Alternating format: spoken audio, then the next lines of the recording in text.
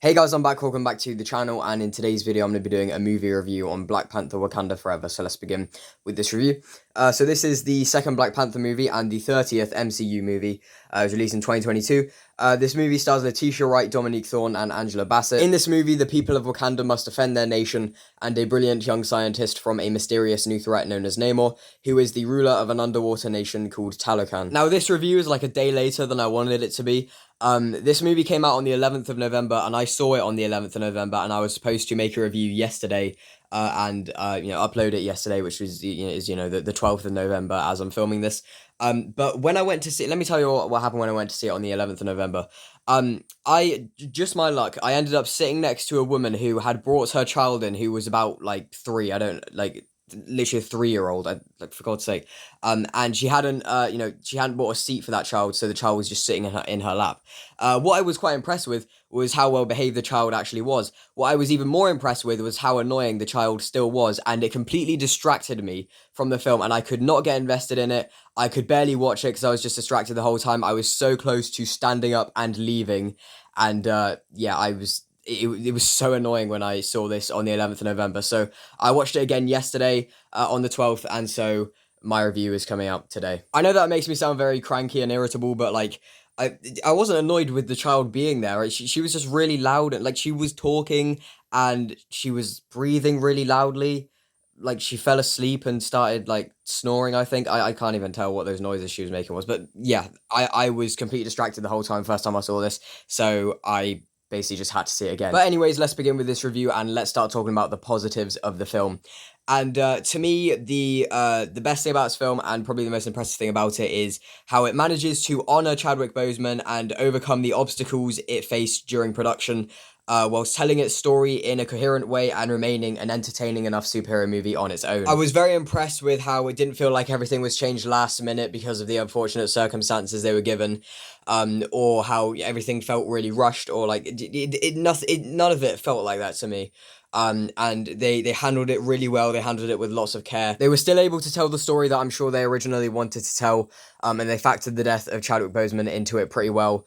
So yeah, I was very impressed with that. Another thing I really liked about it is how it did explore the grief of the characters and the different ways in which they were dealing with the loss of T'Challa, with the maturity that I wanted to see. I loved how there were some scenes that just focused on that. And speaking of the characters, this movie obviously puts the side characters from the first Black Panther movie like front and center, because T'Challa is gone. And that felt really natural, and it didn't really feel forced or anything. And there's obviously, it's obviously quite a risk when you make side characters, the lead character, you make the side characters lead characters, in a sequel or, a future film of a franchise or whatever.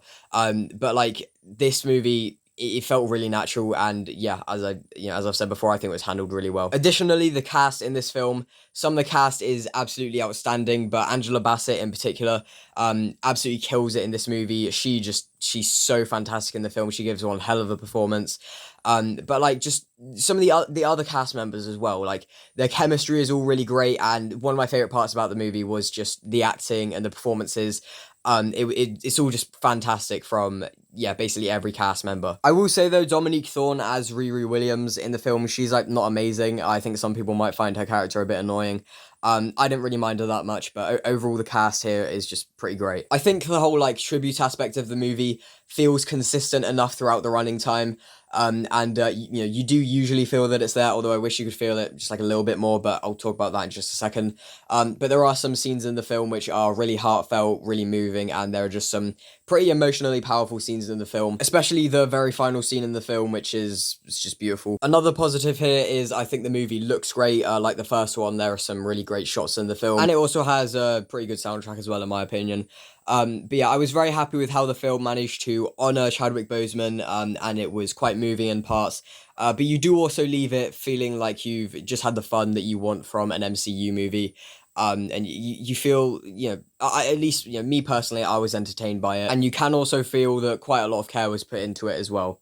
But yeah, now let's start talking about the negatives of the film. And as I said, I feel like the, tribute elements of it, felt consistent enough throughout the runtime.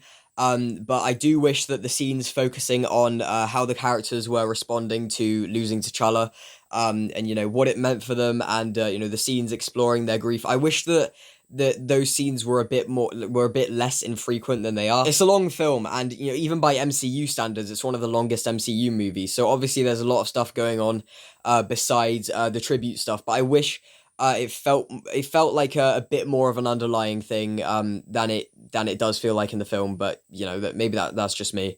But as I said, that's not really like too much of a major issue for me.